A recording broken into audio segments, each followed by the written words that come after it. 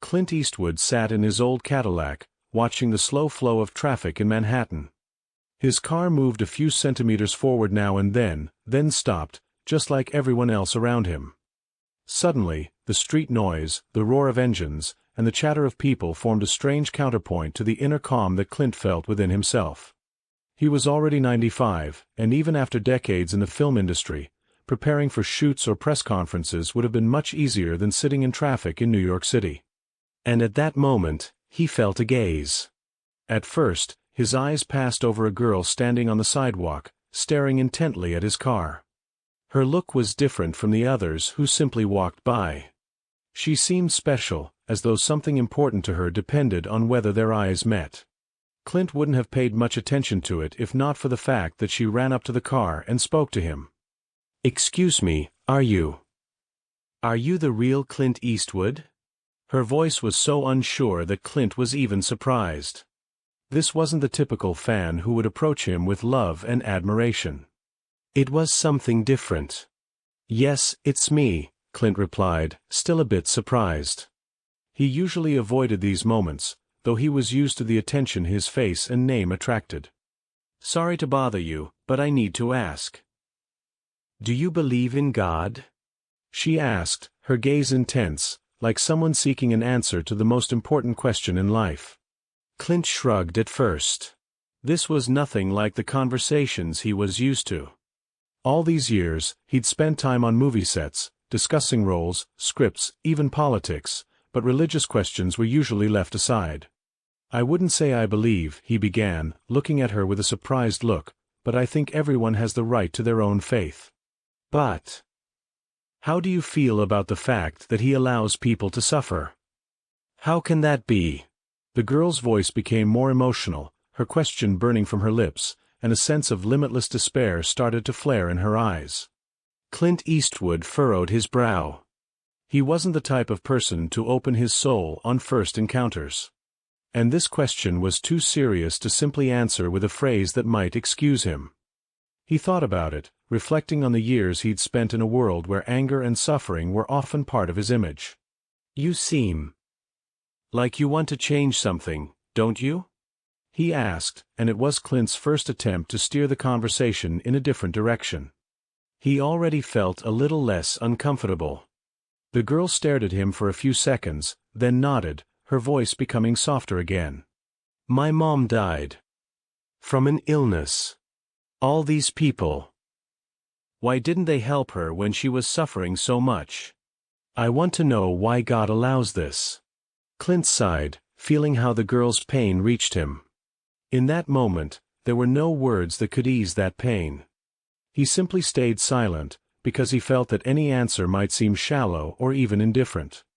In New York, where everyone lived quickly and had no time even to listen to what others were saying, Clint felt how this moment was changing him. The traffic delay continued, and at that moment, he realized that in the reason he was stuck in traffic, there was something similar to why life sometimes stops in a single moment. And in that stop, something important could be found. Clint looked at the girl.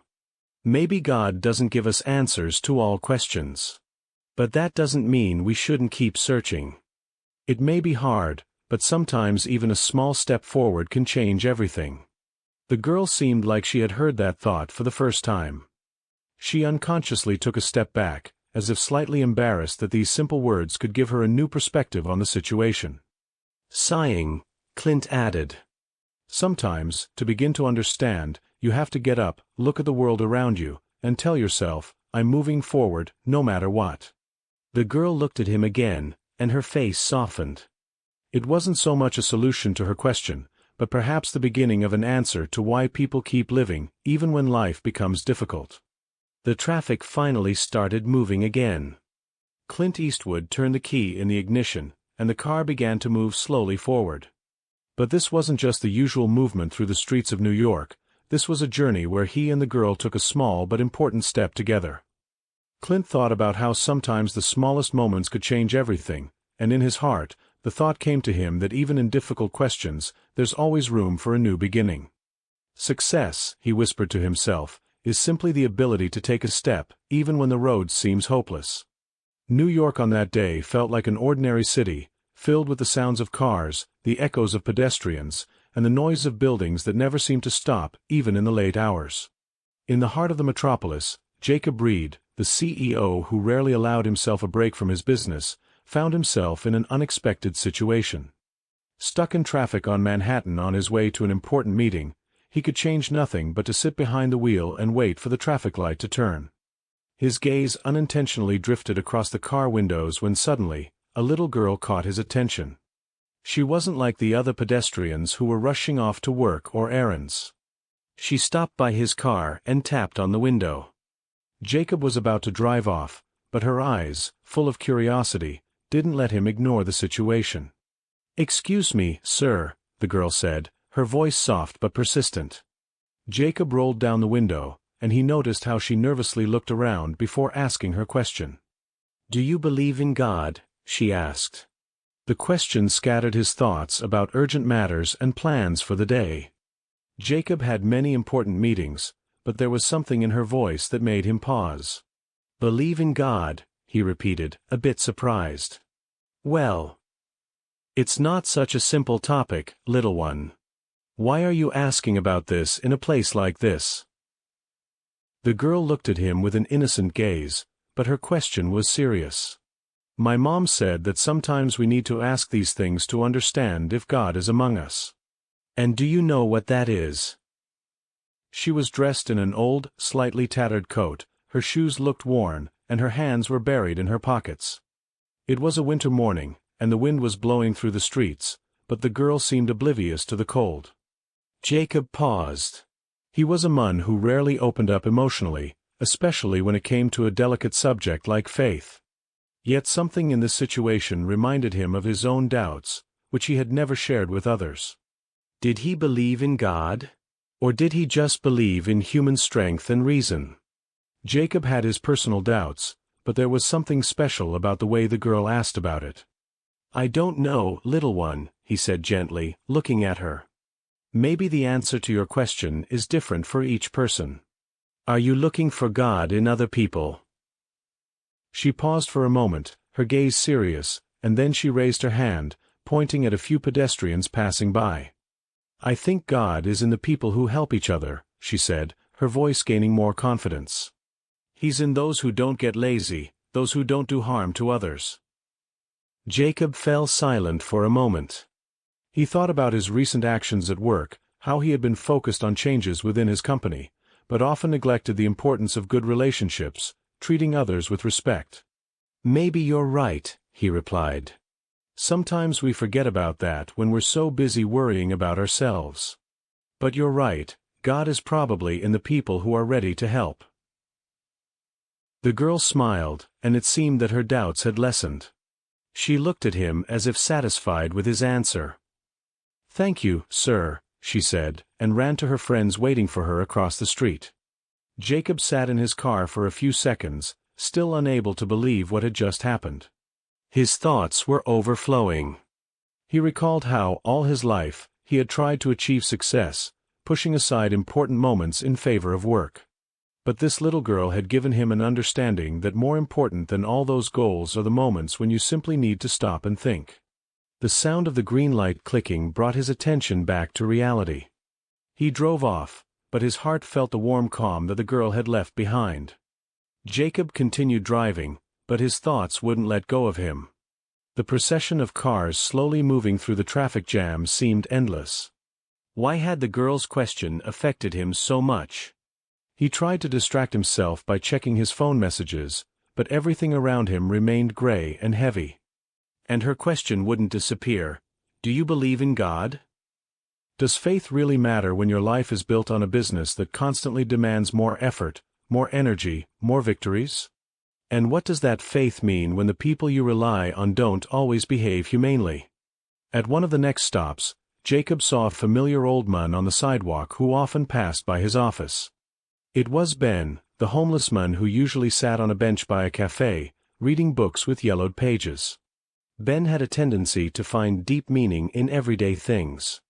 His wisdom seemed strange for the life he led, yet people somehow often tried to avoid his gaze. Jacob suddenly felt that he needed to talk to him, that this encounter might give him the answer he was looking for. He stopped, rolled down the window, and saw Ben sitting in the same spot. His face reflected the usual mixture of weary resignation and peaceful acceptance of the world. Jacob got out of the car and walked up to him.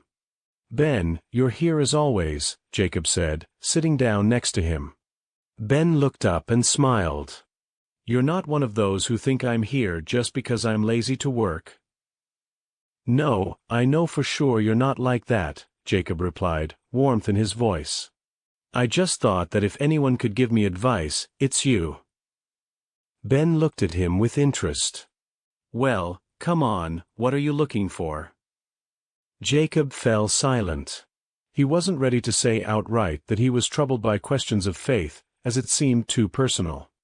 But something in this man made him open up.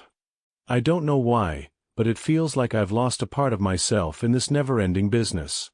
All these routine tasks, decision-making. Sometimes I just think it's all pointless. I don't believe that God is in the path I'm taking, but the question still remains. What do you do when you lose your faith, Ben?" Ben listened carefully and, without rushing, replied, "We all lose ourselves sometimes. It doesn't matter if God is in what you're doing, what matters is whether you feel it brings you peace. Faith can be found in how you treat others, in how you learn to move in tune with what's around you. And you yourself are a part of everything that matters. Just as much as your ability to help people, even if you don't see the results right away." Jacob listened and understood. These words had power, even if they seemed simple. "Do you think I can really change things in my company? What can I do for the people I've pushed to the limit?" Ben smiled, observing the cityscape. "You're already taking a step. Those who want to change the world around them have to start with themselves. And sometimes it's not big changes, but small steps. Just helping someone who needs help at the right moment. Just listening. That will already be a real change." Jacob felt relaxed, like after a long conversation with a friend. He stood before Ben, and everything around him was still so familiar, but now this place felt special, because it was here, on this bench, that he gained new understanding. Maybe this was his beginning, not to change the whole world, but to change how he relates to those he meets along the way. The time for the next important meeting was approaching again, but Jacob decided that it was worth spending time with the people he truly wanted to be around. Maybe these little things were actually more important than all the business routine hustle. "Thank you, Ben. You've helped me more than you think." "I'm just an old man sitting on a bench," Ben replied. "But sometimes you just have to see what you're not noticing." And as Jacob got back into his car, he realized he had a choice: continue chasing quantity, or understand that true success lies in humanity. Jacob decided to leave his thoughts about business for later. He continued driving, but now his mind felt clearer. Ben, with his simple words, seemed to have opened a new horizon for him, where success wasn't measured only by finances or achievements. And although work remained important, Jacob began to feel that he had more opportunities to change the world around him than just through his decisions in the office. That evening, as he was heading home, Jacob decided not to go to his study right away. He went into the kitchen, where his wife, Serafina, was preparing dinner. It was a small ritual pause, a time when they could talk to each other without thinking about other matters. "How was your day?" Serafina asked without looking up from the pot. "Maybe today I learned something important," Jacob replied, sitting at the table. Serafina looked up, intrigued. "And what's that?" "People, Serafina. I think I forgot about them. All this time, I focused on business and thought it mattered more than anything else." She raised her eyebrows in surprise but remained silent, allowing him to continue. "Today I met Ben, the homeless man I often see on the street. He just sits on a bench, but his words open my eyes. We're all so focused on what we're doing that we forget the simple things. And even if we have a business, that doesn't mean our success is measured only by money or results." Serafina put the spoon in the pot and approached him. "I'm glad you realize this. You've always been someone who believes in achievement, and now it seems like you're discovering something important. Maybe we should pay more attention to the people around us, not just to what we achieve for ourselves, Jacob said, taking a deep breath. Serafina smiled, understanding that his words reflected a shift in his inner world. That's nice. I've noticed how you've become more withdrawn and immersed in work. Maybe it's time to find a balance between your work and what's important in life. Jacob looked at her with understanding. He felt the connection between them grow even deeper. That evening, after dinner, he decided to take another step. He called a few employees he hadn't heard from in a while, inviting them to an informal meeting. He wanted to learn more about their life stories, their problems, and start understanding how he could help them. He didn't expect to change everything right away, but the beginning was important. I'll start with small steps, Jacob thought as he went to bed that night. I'll be more attentive to people, to their needs, and to my own feelings. The next day, after a short meeting at the office, Jacob went back outside. He saw Ben sitting on the bench and approached him. Listen, Ben, I've decided to change something in my company. I want us to pay more attention to people. It's not just about profit, it's about being useful to those who need it.